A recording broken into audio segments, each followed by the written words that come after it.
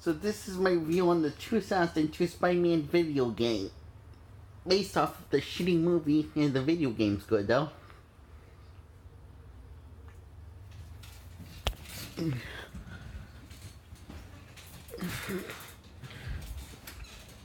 Maguire gives a good performance as Spider-Man and Peter Parker. And he's actually funny in this. And it's consistent.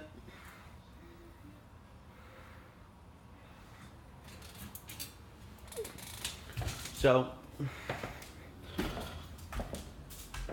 the movie opens up with him saying his story is that Uncle Ben and Aunt May had raised him as his own, and he took his anger out on the and the cage mess from his argument with Uncle Ben, and which was last time they spoke, and Uncle Ben died, and Peter wants to go after the guy that killed Uncle Ben, so he beats down every mugger on the top of buildings to get some answers, and he goes to this warehouse where he just take down a bunch of goons, and then goes to Uncle Ben's, confronts Uncle Ben's kills and find out that it's all his fault, and he could stop him at he could stop him after the wrestling match when he because he let him get away. He realizes it's his fault, and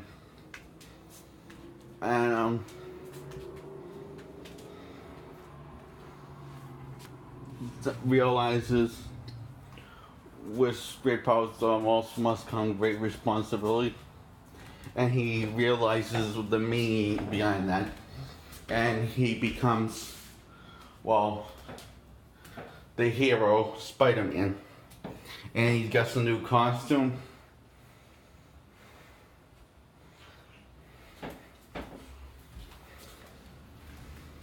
And Oscorp wants to run some tests on Spider-Man, and Spider-Man runs into the Shocker and his gang and takes them down, and then the Vulture tracks down the Vulture warehouse, takes him down while making serious sarcasm jokes. Like this one joke says, "Vulture, don't do you. You still have so much to live for."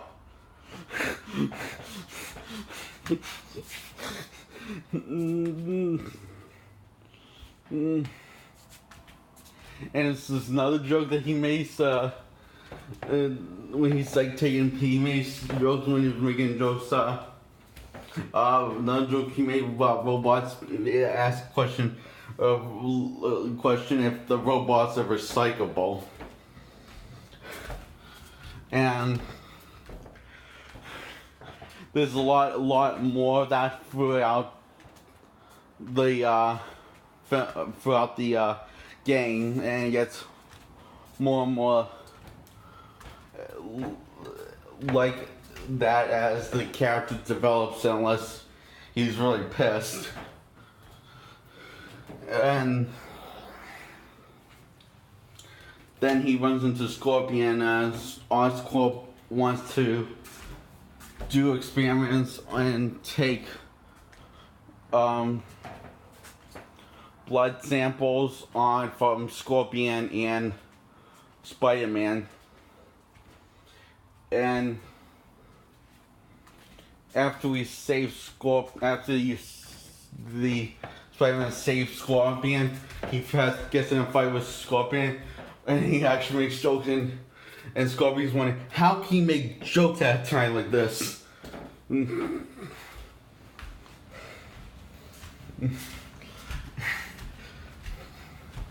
And calls the Shocker the cushion, And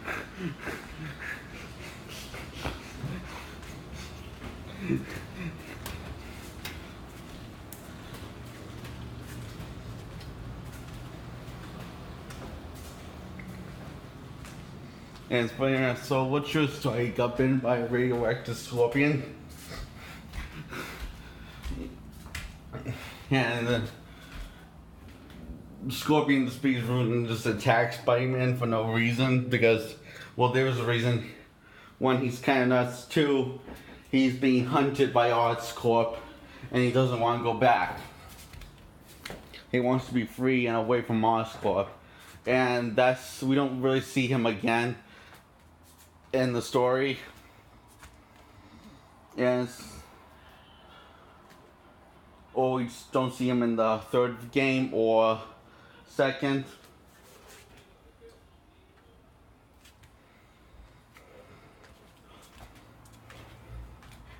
And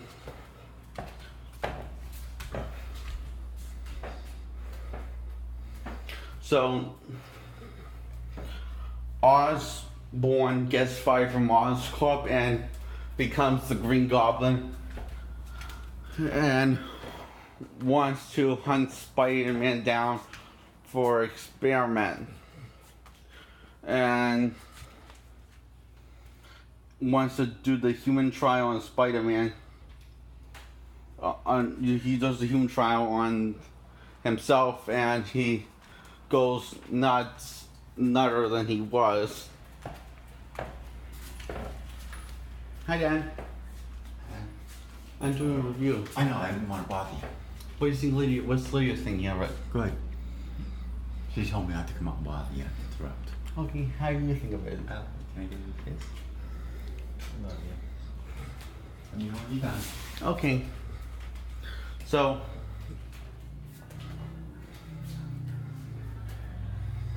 anyway, he puts MJ's life, Mary Jane, life in danger, and Spider-Man saves her and takes on the Goblin. And so he decides the best way to defeat him is to retreat for now, so he starts throwing those pumpkin blades at Spider-Man. And Goblin says, "Alright, Spider-Man, I'll let you lick your wounds for now." And he says, "We are brothers." And Spider-Man says, "Brothers, eh? Well, then I'm telling Mom."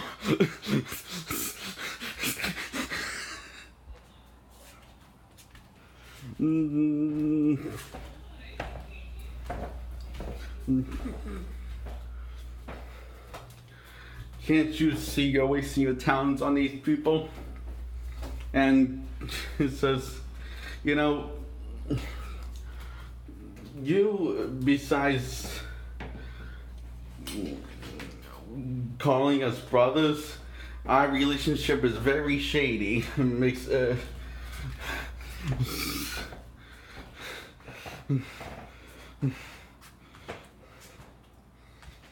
and he says to these robots, "You're not from the future," or something like that, huh? When he's taking down these Oscorp robots.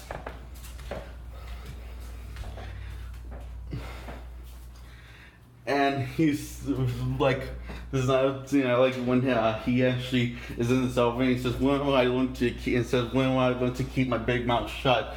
Because he knows that something's wrong, because the elevator stopped, and he dresses and turns into a Spider-Man costume and decides to help Scorpion. This is a part I already told you about. Anyway, so going forward,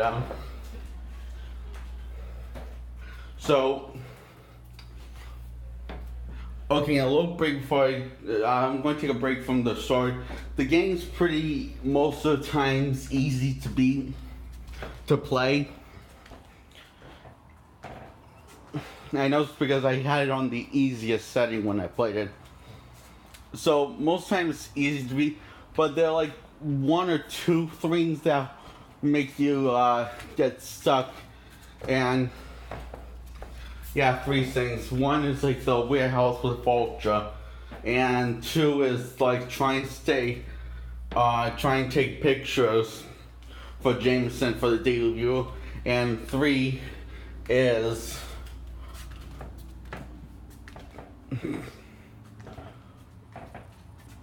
helping Scorpion, and 4 is,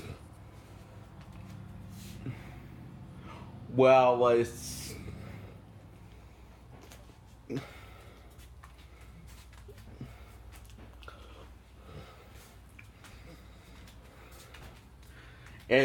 anyway, it's trying to disable this fusion reactor while going undetected by these guys and robots and cameras and lasers that detect motion.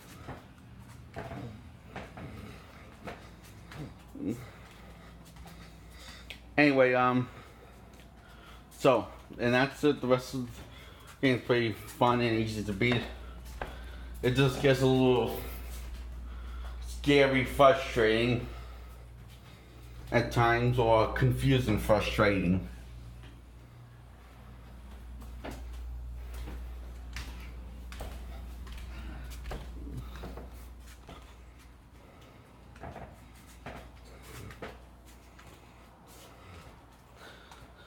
Now, so anyway,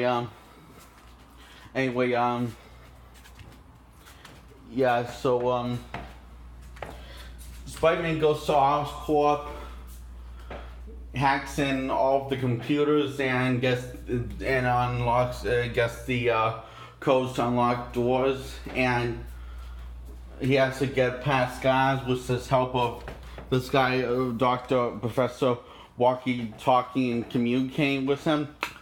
And this was the part, yeah, you have to be very stealthy. And this is the part where it's very tricky to be stealthy. So anyway, yeah, after you've done that, you have to take down this big robot,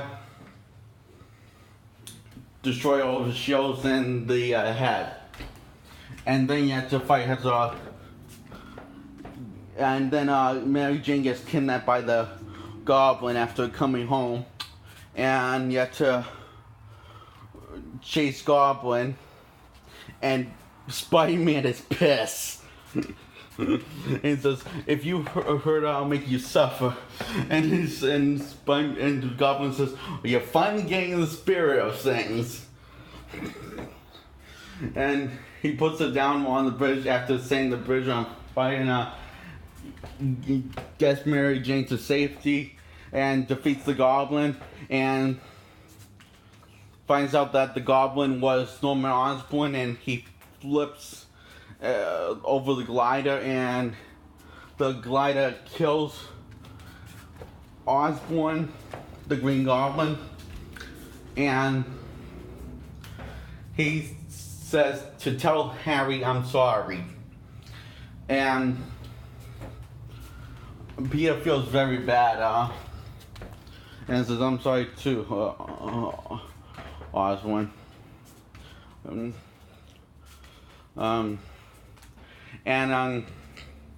He says to him, to Mary Jane, I need to tell you something. I am, and she says, "I know already, Peter."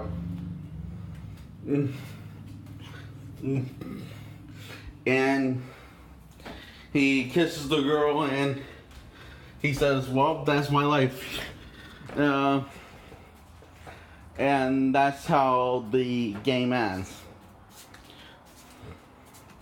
You can watch it on YouTube. It says it's 2 hours and 33 minutes long, and it's called Spider-Man 2002, the video game playthrough.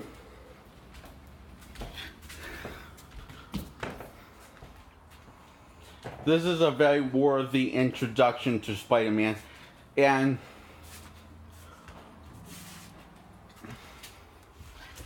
and you really get a feel for the character even when he's like in pain. And I say anything like when he gets hit, you really feel for the character and feel like there's life in the character, unlike the movie.